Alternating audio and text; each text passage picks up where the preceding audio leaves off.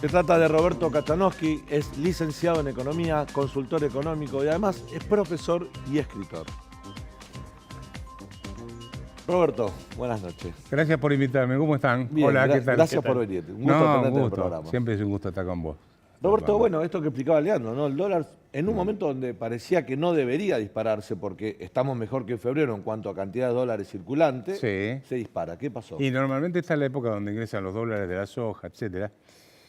Siempre es muy difícil explicar qué está pasando, ¿no? Porque uno no tiene, digamos, el movimiento de cada uno de los operadores, pero en líneas generales yo te diría que, primero, tenés un fuerte ruido político, que eso, quieras o no... Un poco lo que yo decía en la introducción. Sin duda. Nunca, a ver, analizar la economía separada de la calidad institucional del contexto político es un error garrafal.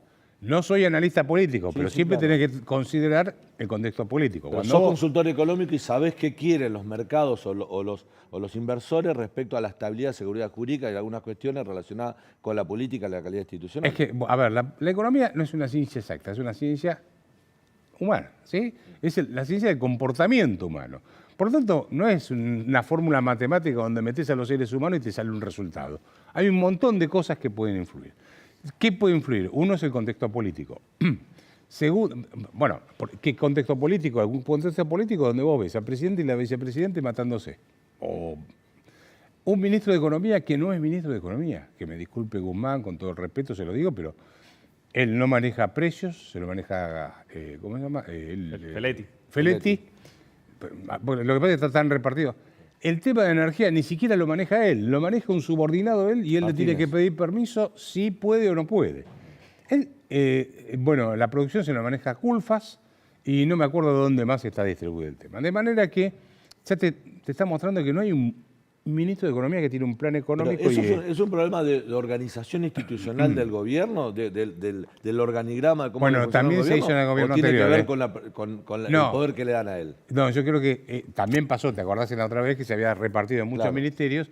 Y en situaciones críticas vos necesitas una cabeza que maneje todo. Entonces, bueno, tenés cortocircuitos ahí, gente que le tira a Guzmán, y Guzmán se limitó a ser un ministro de Finanzas. Sí, es un tipo que consigue renegociar la deuda, pero vos no lo ves solucionando el tema de los precios o de la inflación. De eso no habla nunca, habla marginalmente. Técnicamente, o en términos de economía, ¿qué es lo que podemos hablar? Mirá, yo te voy a mostrar, si me permitís. Sí, como no, por favor. Siempre recurro a los números porque a veces es necesario. Año 2020. Estos son los ingresos del Tesoro, ¿sí? A ver si lo pueden tomar. A ver si lo pueden tomar. La 1. Lo importante es que tome esta barra larga. Sí. ¿Sí? Bueno, ¿saben qué es? La emisión monetaria. Acá está el IVA, este es ganancias, lo estoy leyendo al revés, pero creo que voy bien por ahí, ¿no? Contribuciones patronales, etcétera. Pues fíjate que el principal ingreso está en billones de pesos, billones. El principal ingreso del Tesoro fue la emisión monetaria. ¿Y año 2021? Año 2020. 2020. 2021, esto está en millones de pesos. También, el principal ingreso fue la emisión monetaria. Esto si vos lo llevás al mes de diciembre, por cada peso que gastó el Tesoro, 50 centavos se financió con emisión monetaria, 50 centavos con impuestos. En el mes de enero siguió la emisión. Entonces, eso es como un gran caudal de agua que entra en el río y desborda. Bueno, ahora te está desbordando, o sea, no es inmediato y ahora estás sintiendo el efecto del plan platita que tuviste el año pasado. Lo que estás teniendo hoy en día es gente escapándose del peso. Entonces, la lata de atún que iba a comprar la semana que viene, la gente la compra ahora, porque dice, con esta plata que tengo ahora, la semana que viene no me alcanza. Eso es lo que los economistas llamamos huida del dinero. Y después el dólar, cuando hay tanta incertidumbre, esta idea en realidad se la tengo que reconocer, se la afané a Javier, a mi querido amigo Javier González Fraga, que le mando un saludo si los estás viendo. Él decía siempre, me decía, el dólar es como el arca de Noé, ¿sí? Es el lugar donde se quiere refugiar la gente cuando ve venir el diluvio. No el que viene ahora, sino... Y la gente ve que se viene un diluvio económico. Entonces, no debería sorprender esto. Agreguémosle otro elemento. ¿Qué estuvo? La gente dijo, mirá, está entrando los dólares de la cosecha, pero el Banco Central estuvo subiendo la tasa de interés. Entonces, ¿cuál es el negocio? vendo los dólares ahora, los que tengo, me hago de pesos, me coloco a tasa de interés apostando a que durante 3, 4 meses se mantiene quieto el tipo de cambio. Entonces, le gano con la tasa de interés que gano, cuando termino el periodo le gano 2%, 3% mensual en dólares, que eso no se consigue ni en el narcotráfico. Y después digo, basta, no juego más, retiro la ficha del casino y me voy. Me parece que vieron el ruido político y el lío también externo, se devaluó el yuan, etcétera, se dieron vuelta y empezaron a presionar sobre el mercado. Y te estoy dando los ingredientes que yo utilizaría para explicar este Y comportamiento. que el debate en el Congreso, ahora te dejo Leandro, Sí. Leandro es nuestro especialista de economía, pero Yo el por ahí debate, uno ve proyectos, dice, a ver, ¿qué quiere el Senado? El Senado dice, nosotros queremos gravar los bienes no declarados en el extranjero, un impuesto más. ¿Qué quiere la Cámara de Diputados? El Frente de Todos dice, no, queremos prorrogar por 10 años el impuesto de la riqueza. ¿Qué quiere el Ejecutivo? Bueno, queremos un impuesto a las ganancias espontáneas, a la renta inesperada. Las 3 proyectos que hay en el Senado, de parte del oficialismo, Senado, Diputado y Ejecutivo, tienen que ver con más impuestos. ¿Esto también tiene que ver? Esto tiene que ver y agregar el IFE este que inventaron, que creo son entre 200 y 250 mil millones de pesos, si mal no recuerdo. Y eso dicen que lo van a financiar con el impuesto a las rentas inesperadas Sí. o a las ganancias inesperadas, pero eso se va a cobrar recién el año que viene. No se va a cobrar ahora. ¿Cómo lo financias? Emisión. Lo vas a tener que financiar con emisión, porque ellos dijeron, no, vamos a financiarlo con otros gastos. O sea, cuando vos mirás el gasto público, decís, bueno, ¿qué número equivalente? Pues son en 2 meses, creo que lo pagan en 2 cuotas. Supongamos son 200 mil millones, 250 mil millones. 250 mil millones de pesos. Creo que 250 mil millones de pesos, ¿no? El principal rubro en marzo fue jubilaciones y pensiones contributivas, que eso debe haber estado en los 300 y pico de mil millones. Salvo que quiera liquidar a los jubilados del todo, de ahí no puede sacar nada. El segundo, que son casi 200 mil millones de pesos, el rubro más importante, son subsidios económicos, que son básicamente el subsidio para mantener artificialmente baja la tarifa de luz, gas, etc. ¿Sí? Energía es lo que se lleva todo. Eso tenés que subir las tarifas de los servicios públicos para poder... Claro. Y después el resto tenés que entrar a sumar puchos. Y no los veo sumando esos puchos. La verdad que no. Miré y dije, bueno, ¿qué van a hacer? ¿No van a pagar las asignaciones por hijo? O sea, no sabés, porque no es un gobierno dispuesto a hacer reformas estructurales. Así que cuando cualquiera mira esto, dice, mirá, estaba en 195, estaba demasiado barato. Claro.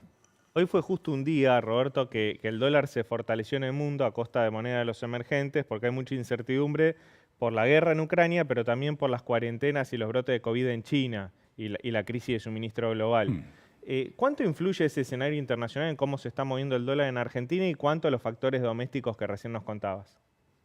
Yo te diría que puede influir más sobre la cotización de los bonos. No sé cómo cotizaron hoy, porque la verdad que estuve corriendo bastante. Pero un bono argentino que vale 28 pesos o 28 están dólares, regalados. una lámina de 100 te dan 28, cosas por el estilo, 20, 28, lo que sea. Te puede influir mucho sobre eso, pero no creo que esté influyendo tanto en el tema del tipo de cambio, en particular del dólar blue. Yo no creo que haya una huida por la guerra, eso ya está descontado. Y, no sé, es la impresión que tengo, ¿no? Pero yo te diría, me parece que el problema es mucho más profundo. Tenemos voy a ser lo más suave posible, un desgobierno, en términos de que es un gobierno que no sabe ni para dónde va. Además, esto es como si estuvieses en un barco donde uno te dice todo a babor, todo a estribor, el otro te dice. El otro dice suban la vela, el otro te dice baje la vela, el otro dice marcha atrás, gira. Sí, la gente no sabe para dónde está parada con un gobierno que no invoca, no sabe ni siquiera qué rumbo tiene que ir, si tiene que agarrar la 9. Pero muchos decían que una vez que se firmaba el acuerdo con el Fondo Monetario Internacional, cumplir las metas trimestrales iba a ordenar la economía o le iba a dar un rumbo. Ni eso van a poder cumplir. ¿Vos decís que no van a cumplir con las metas trimestrales? Es más, cuando mirás los números fiscales del mes de marzo, ellos te dicen que cumplieron, pero le metieron una contabilidad creativa fenomenal. 0,26 dicen en el primer trimestre de déficit fiscal. Claro, pero vos te fijás en lo que se llama rentas, transferencia de utilidades o rentas, ¿cómo es que se llama el rubro? Nada, hoy no tomé la pastilla verde, así que me olvido de la cosa. Algo así como rentas extraordinarias que recibe o rentas que recibe de alguien. Y son como 120.000 millones de pesos, que es una contabilidad creativa fenomenal. Inventaron un número que no existe. Entonces, cuando vos descontás eso, el déficit fiscal realmente se le Hoy lo disparó. estaba denunciando la coalición cívica esto, que cuenta que inventaron un cálculo para un número para que los objetivos del primer trimestre se cumplan. Claro, pero en realidad el déficit fiscal le aumentó una enormidad respecto a marzo del año pasado, y cuando tomás primer trimestre contra primer trimestre, no cumplieron. No cumplieron. Y ahí, no sé si vieron la información, la industria automotriz está diciendo: che, viejo, dame dólares porque no puedo fabricar los autos porque no tengo insumos. Puede importar, claro. No pueden importar las autopartes. Se sabe que en el mundo todo es así. O sea, las cajas de velocidades se hacen en un lugar, los amortiguadores en otro. No está todo concentrado en un país. Roberto, me imagino que los últimos 20 días te lo deben haber preguntado decenas de veces en cada programa de radio y televisión al que fuiste, incluso diarios que te han consultado. Pero me gustaría que des acá tu opinión respecto a un proyecto. Después vamos a hablar sobre también quién lo propone, que es Javier Milei. También lo dijo el diputado Cacase, ¿no? Creo que es del radicalismo. Esta idea de dolarizar la economía, como una forma de ordenar la economía, bajar la inflación y tener una moneda fuerte. ¿Es viable, es posible, sirve el debate? Mirá, yo he hecho debates sobre dolarización allá por el año 2018 con Jorge Ávila en UCEMA. Tiene trabajos hechos. Jorge Ávila tiene muchos trabajos publicados respecto a la Publicados, o sea que sí. Ayer mismo estuvimos tema, hablando con Carlos Rodríguez, que es un tipo que es un académico de trayectoria. Hablé con los que dolarizaron en Ecuador, inclusive el secretario de Finanzas, que fue el ministro de Finanzas. Mi conclusión es que hoy Argentina no puede dolarizar, porque para poder dolarizar tenés que tener los dólares para poder rescatar. O sea, ¿qué significa dolarizar la economía? El Banco Central le dice a todos: traigan los pesos, tomen los dólares. El Banco Central no tiene dólares. Esto estamos hablando del circulante. Digo, creo que Pratgay dijo que dolarizar necesita sí o sí un plan bono, porque todas las LELIQ y todos Está esos todo ese stock. ¿Qué hace con ese stock? Lo tenés que convertir en bonos. Bueno, Si no, es muy fácil tirar granadas y decir: voy a hacer esto. Y después tenés que implementarlo. ¿Y por qué te parece que tiran esas granadas? ¿Por demagogia política? ¿Por intentar posicionarse en las encuestas? Mirá, yo no sé por qué lo hacen. Lo que te diría es que escribí notas diciendo: mire, esto es un problema técnico, ni siquiera es un problema ideológico si dolarizo o no. No hagamos una ideología de la dolarización. Porque vos podés quitarle el curso forzoso al peso, darle curso legal al dólar, y con eso solucionás parte del problema monetario. Y el peso se morirá si el Banco Central no genera no produce una moneda de buena calidad. De manera que me parece que es una de las tantas granadas que se tiran para figurar y hacer ruido. Y además, a ver, más allá de si dolarizar o no es bueno, que eso es para el debate, ojo, no digo, mirá qué barbaridad digo. Ojo, cuando vos propones algo tenés que después saber cómo se implementa. Y eso requiere de muchas cosas, porque si vos tenés déficit fiscal, ¿cómo vas a financiar el déficit fiscal? Vos podés dolarizar si no tenés déficit fiscal al mismo tiempo, ¿no? Entonces, ese es un punto que me parece que no es menor. Ahora, yo le escuché decir algo así como, no me acuerdo si fue o quién, que bueno, que el Banco Central tiene activos, además de reservas. ¿Sabes qué son los activos? El oro, ¿no? No. Letras intransferibles. El Tesoro le saca dólares, le sacó en su momento al Banco Central, le sacó dólares y le dio un papelito que dice letra intransferible, si no la puede vender. Y otros bonos y otros transitores. Entonces dice: eso se vende. ¿Quién te compra eso? No vale nada. Si recién estábamos diciendo, ¿cuánto vale? 20 pesos. ¿Te imaginas si salís con esa cantidad de dólares de bonos al mercado? El Tesoro colocó esas letras a partir de septiembre del año pasado, cuando le tenían que pagar el FMI, para hacerse de los dólares de los DEX. Pero eso viene de la época ya ¿te acordás cuando fue el pago al Fondo Monetario Internacional de Néstor Kirchner? Sí. Que le sacó 10.000 millones de dólares y le dieron las primeras letras intransferibles. Viene de ese momento y fue aumentando, y tiene una cantidad de eso. Entonces vos decís: pero escúchame, un insolvente, que es el Tesoro, le debe a otro insolvente, que es el Banco Central, y vos me querés sacar uno bueno de dos insolventes. A ver, seamos serios en los debates, ¿no? Roberto, en los últimos 20 años, por dar un ejemplo del principio de este siglo, el ser liberal o proponer ideas para la economía liberal o neoliberal era mala palabra. Te ha pasado a vos, le ha pasado a muchos economistas que pregonan ideas liberales para aplicar en la economía y eran los malos de la película. Los liberales, el neoliberalismo eran los malos, eran los dueños de todos los males de la Argentina. Esto ha cambiado en los últimos tiempos. Ha cambiado, la gente empezó, de hecho la idea de la dolarización, si la medís en una encuesta, mucha gente está de acuerdo, empezaron a ver la posibilidad de achicar el Estado, de bajar el déficit fiscal, la gente se empezó a acostumbrar y a decir, bueno, por acá vamos mal, cambiemos, y empiezan a subirle el precio a las ideas liberales. Y otros dicen que esto se debe a la irrupción política de Javier Milei, ¿no? Un tipo que ha crecido mucho en las encuestas, y vos decís que Milei no es liberal. Bueno, acá déjame ser muy preciso. El liberalismo no es decir hay que bajar el gasto público, los precios tienen que ser libres o qué sé yo, bajar los impuestos. Tenemos un concepto mucho más amplio. Empieza por la tolerancia hacia el otro. El liberalismo no acepta las posiciones mesiánicas, ¿sí? O sea, yo los vengo a salvar. Eso es típico del populismo más de carácter fascista. Yo soy el líder, los vengo a salvar de aquellos que son los malos. ¿Qué hace el kirchnerismo? Que hace un populismo de izquierda, si querés. Inventa un enemigo, el Fondo Monetario Internacional, qué sé yo, los medios concentrados, el neoliberalismo, inventa esas cosas. Entonces viene y te dice, la casta. Vos sabés que yo escribí mucho sobre el tema, inclusive, ¿te acordás? En otro canal lo debatíamos mucho sobre cuánto gasta el Congreso, etcétera.